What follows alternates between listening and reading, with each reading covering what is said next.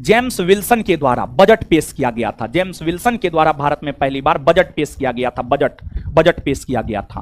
Budget क्या होता है? तो बजट सरकार के एक वर्ष के आय और व्यय मतलब इनकम और खर्च का लेखा जोखा होता है।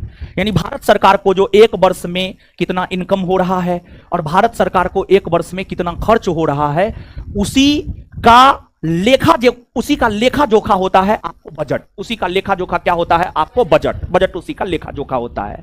और भारत में आप देखते होंगे भारत सरकार के द्वारा प्रत्येक वर्ष 1 फरवरी को बजट पेश किया जाता है।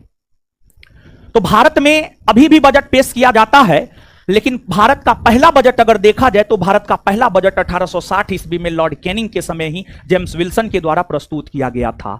और इस बजट के जरिए ही पहली बार इनकम टैक्स आयकर को इंट्रोड्यूस किया गया था।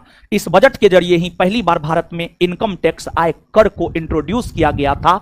और बात अगर आप आयकर की करेंगे तो देखिए, भारत में सामान्य तौर पर जो टैक्स स्लैब है उसमें थोड़ा बहुत हमेशा परिवर्तन होते रहता है, लेकिन एक जो सामान्य टैक्स स्लैब है उसमें अगर सालाना इनकम आपका 5 लाख रुपया से कम है तो आपको टैक्स नहीं लगता है। 5 लाख रुपया से सालाना इनकम अगर ज्यादा है तो फिर आपको टैक्स लगता है।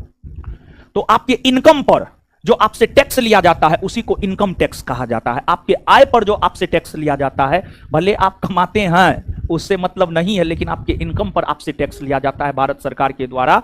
और यह टैक्स इसलिए लिया जाता है कि आप भारत में रह करके ही भारत के संसाधनों का ही दोहन करके आप पैसा कमा रहे हैं, तो भारत को तो आपको देना ही पड़ेगा।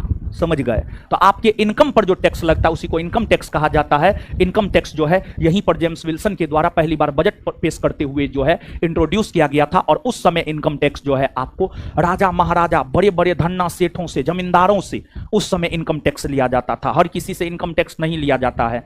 जैसे आप लोग हैं, आप लोग का अभी इनकम थोड़े है तो आप लोगों से टैक्स नहीं लिया जाता है, लेकिन कल के डेट में जाकर के मान लिया जाए कि आप बहुत बड़ा ऑफिसर बन गए, आपका इनकम 10 लाख, 15 लाख, 20 लाख रुपया पर ईयर हो गया, या फिर आप बहुत बड़ा बिजनेसमैन बन गए, आपका इनकम करोड़ों में है, तो उस कंडीशन में आपको अपने आय पर जो है टैक्स देना होगा। समझ गए? यही आय टैक्स है, यह इन्हीं के द्वारा इंट्रोड्यूस किया गया था।